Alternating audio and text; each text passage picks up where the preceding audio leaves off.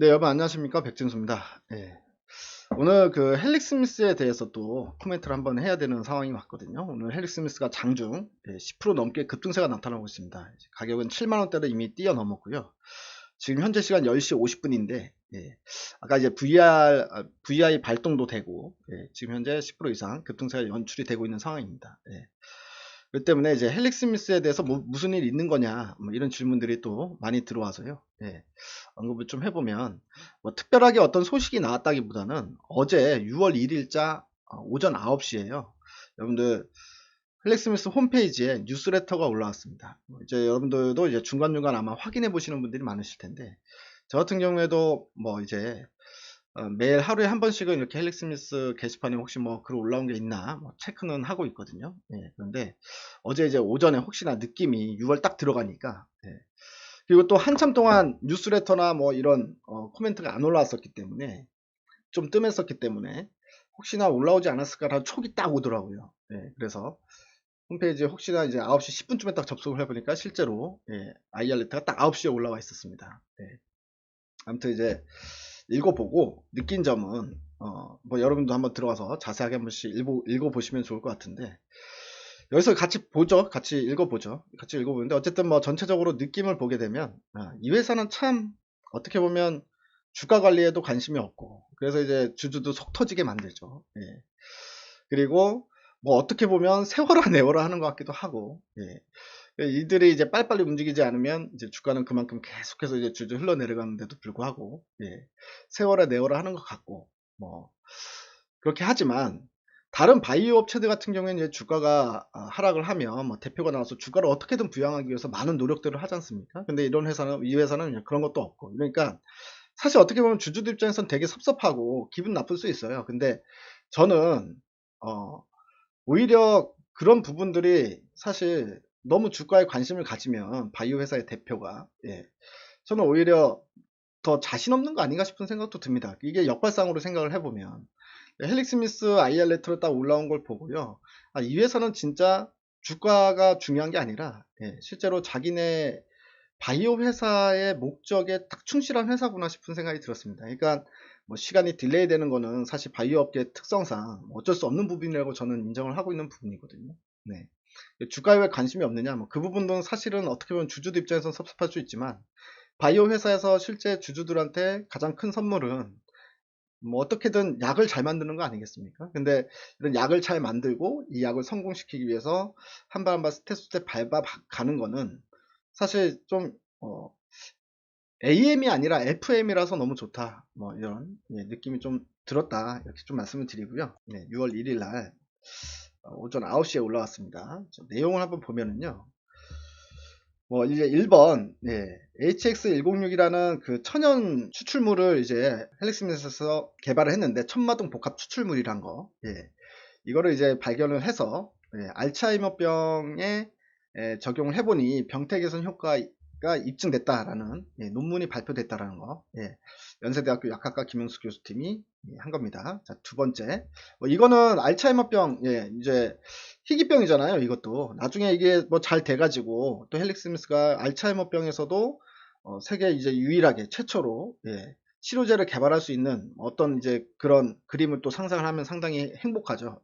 근데 제가 이제 나이 지금 43인데 제가 나이 50 들어가기 전까지는 뭐 이제 기대하기는 힘든 좀 먼 이야기 아닌가 싶은 생각이 들어서 뭐 어쨌든 뭐 나이 제가 50이 되든 60이 되든 알츠하이머병도 헬릭 스미스에서 만들어줄 수만 있다고 하면은 뭐 금상첨화다. 뭐 저는 뭐 얻고 다닌다 뭐 이렇게 말씀을 드리겠습니다. 근데 이제 당장에는 주가에는 큰 영향을 줄 수 있는 기사가 아니기 때문에 이건 좀 넘어가도록 하고요. 두 번 임상개발 조직 확충. 헬릭 스미스 임상개발 조직이 강화됐다. 그러니까 이제 아담 러스킨이라는 분과 그다음에 호세 자파타라는 분을 두 분을 영입을 했는데 이 두 분 다 뭐 일단 이 아담 러스킨은 27년간 수백 건의 임상시험을 수행한 경력을 갖춘 사람이고 자파타 같은 경우에는 품질관리본부장으로 영입을 했는데 이분도 20년 넘게 품질보증 전문가로 이제 일을 하셨던 분이기 때문에 그러니까 이제 능력이 있어도 좀 있는 사람이 아니라 뭐 어마어마하게 크게 능력이 있는 사람들을 또 두 명 영입을 했다. 상당히 좋은 소식입니다. 자, 그리고 실험 동물실 개소.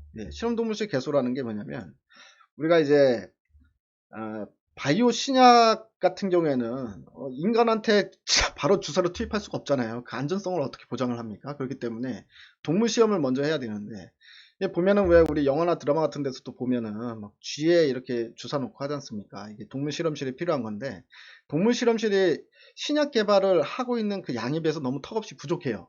그리고 구하기도 어렵고, 기본적으로 뭐 돈도 많이 들어가고 동물 실험을 하기 위해서는, 이런데 이런 동물 실험실을 헬릭 스미스 사업 본사 가보면 어마어마하게 지어놨습니다. 이제 거기에서 이제 일부러 동물 실험실을 개소해서 이제 거기서 이제 그 그러니까 이제 오픈 개발 방식으로, 여러 가지 이제 연구를 한다, 이런 이제 계획을 발표를 했었거든요. 이제 그 부분에 대한 이야기입니다. 그래서 뭐 설치류나 토끼, 뭐 개, 돼지, 이런 사육실, 그 다음에 안전성 및 유효성을 평가하는 뭐 영상실, 행동실험실, 수술실, 부검실, 뭐 임상병리실, 조직병리실, 이런 것들을 다 갖춰가지고 동물 실험이 원활히 진행될 수 있도록 설계가 됐는데, 그래서 신약물질 연구에 이제 속도를 낼 수 있다는 얘기죠. 이제 신약물질 연구를 할 때 이 실험 동물실을 못 구해가지고 못한다는 얘기도 제가 좀 많이 들었었거든요. 그렇기 때문에 뭐 이런 부분들도 상당히 좀 긍정적이다라고 볼 수 있는 부분인데, 마찬가지로 당장 주가에는 영향이 없는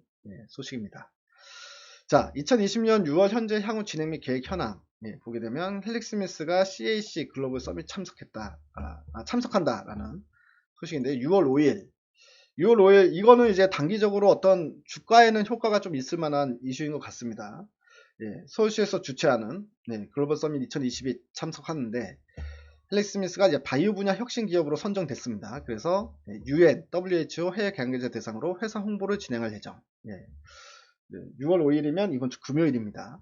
참고로 VM202, DPN, 당뇨병성 신경병성. 자, 이게 이제 가장 중요한 이슈입니다.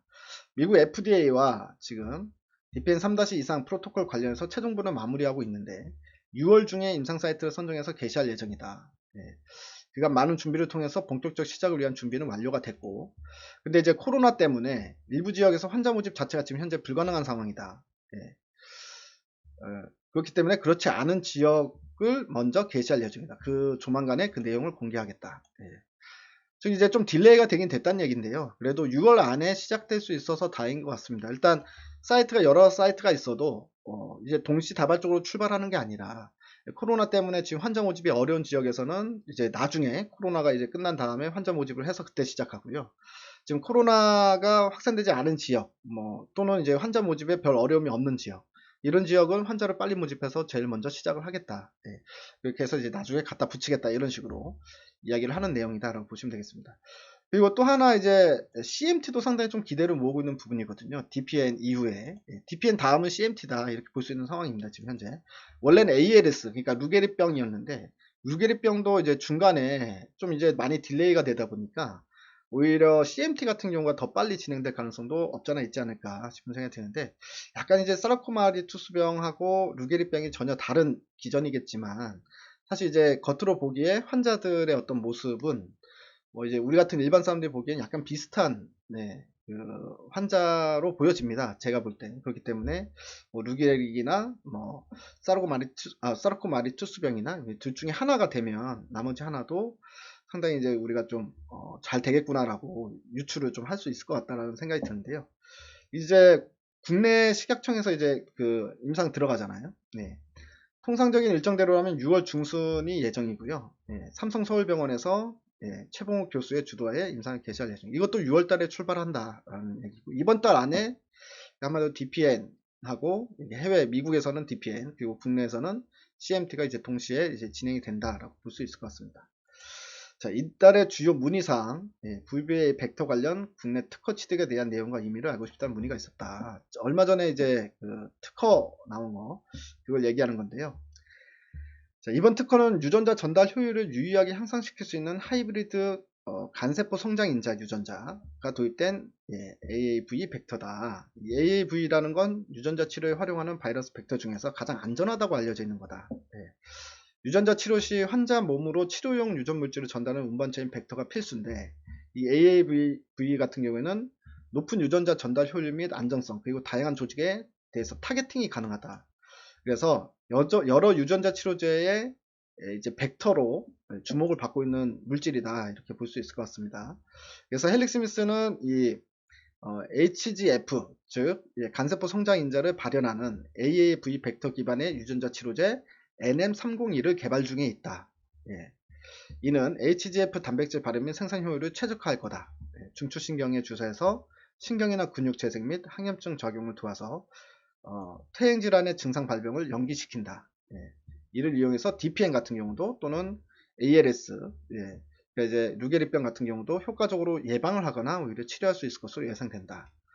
그러니까 이제 현재 헬릭스미스 같은 경우는 유전자 기반 치료제입니다. 근데 파이프라인이 꽤 많이 있어요. 그래서 제가 이제 5년, 10년 보면 뭐 누구는 허황된 이야기라고 할 수도 있겠지만 5년, 10년 보면 이제 뭐 IT에서는 대한민국 IT에서는 삼성전자, 뭐 바이오에서는 헬릭스미스가 될 가능성이 있다라고 생각하는 가장 큰 이유가요. 하나의 약을 가지고 있는 게 아니라 그 다음에 계속해서 파이프라인이 상당히 많이 지금 구축이 되어 있는 바이오 회사다라는 점이거든요. 그래서 하나 끝나면은 뭐 회사는 안정이 될 테고 큰 매출액이 발생이 될 텐데, 그리고 그 이후에 뭐 예를 들어서 DPN이 끝나게 되면 그 이후에 또다시 뭐 CMT라던가 ALS가 이제 대기하고 있고, VM202 라인 자체가 끝나게 되면 또다시 여기서 얘기하는 뭐 NM301이나 아니면 뭐 VM501이나 뭐 등등 뭐 이런 파이프라인이 상당히 많기 때문에 순차적으로 뭔가 하나씩 터뜨릴 수 있는 어떤 이제 타임 스케줄이 저는 가지고 있는 회사다, 보유하고 있는 회사다라고 보고 있습니다. 근데 이 타임 스케줄이 뭐 이번 달에 뭐 다음 달에 뭐 이런 빠른 타임 스케줄이 아니라는 게 좀 이제 여러분들은 좀 아쉽긴 하겠지만, 뭐 주식을 하면서 단기적으로 수익을 낼 수 있는 거는 수익을 내면서 가야죠. 그렇지만 한 종목 정도는 내가 5년 10년 들고 간다 라고 해서 한 종목 정도는 들고 가는 것도 전 나쁘지 않다고 봅니다. 그렇기 때문에 이제 저는 이제 그런 관점에서 헬릭스미스를 말씀을 드리는 건데, 헬릭스미스 뭐 이런 질문도 있었어요. 헬릭스미스가 만약에 DPN이 그래 시판에 뭐 이제 백진수가 얘기하는 대로 뭐 백진수가 희망하는 대로 시판에 성공했다 치자. 그리고 미국에서 판매가 된다고 치자. 돈을 얼마를 벌 것 같으냐? 당장에 사람들이 아파 죽겠는데 리리카를 복용을 하면 어쨌든 당장의 통증은 줄일 수 있지 않냐? 근데 이제 이거는 뭐 주사를 맞고 통증이 없어지는 데까지 뭐 시간이 걸리는데 많이 팔리겠냐 이런 건데요. 이 아예 개념이 다릅니다. 그러니까 지금 리리카나 이런 것들은 진통제잖아요. 그야말로 진통을 잡는 거고, 이 VM202 만약 DPN이 시판을 하게 되면 이거는 이제 치료제로서의 어떤 기능을 하게 될 거라는 거거든요. 그러니까 이제 치료제 맞고 당장에 통증이 있으면은 리리카 먹다가, 근데 이제 이거는 주사를 맞고 한두 번만 맞고 한 달 맞고 3개월 후에 한 번 더 맞고 뭐 이런 식으로 찌르든 3개월 후에 한 3번을 찌르든 뭐 그건 이제 임상이 끝나면 그에 따른 설계에 따라서 이게 시판이 나올 텐데, 어쨌든 주사를 맞고 기다리고 또 주사를 한 번 더 맞고 기다리고 이런 식으로 하다 보면 이제 완치가 될 수 있는 그런 가능성이 있는 신약으로 지금 개발되고 있는 거 아니겠습니까? 이제 치료제이기 때문에 당연히 치료제인데, 진통제는 잘 팔리는데 치료제가 안 팔린다는 시장은 저는 본 적이 없습니다. 그래서 그리고 또 이제 미국에는 이런 이제 DPN 환자들이 상당히 많거든요. 국내보다 통증이 심한 환자들이 상당히 많이 존재하고 있기 때문에, 예전에도 뭐 미국에서 이거 시판만 되면은 한 해 미국에서 팔리는 게 이제 뭐 이제 몇십 조 이렇게 이야기도 나오고 있는 상황이기 때문에요. 몇십 조까지는 아니더라도 조 단위만 나오게 되더라도 헬릭스미스는 뭐 이제 돈방석이 않는 거다, 그냥 이렇게 생각하시면 될 것 같습니다. 자, 그러면은 오늘 뭐 이 헬릭스미스에 대한 코멘트 좀 해드렸고요. 또 다음에 또 좋은 이야기로 찾아뵙도록 하겠습니다. 감사합니다.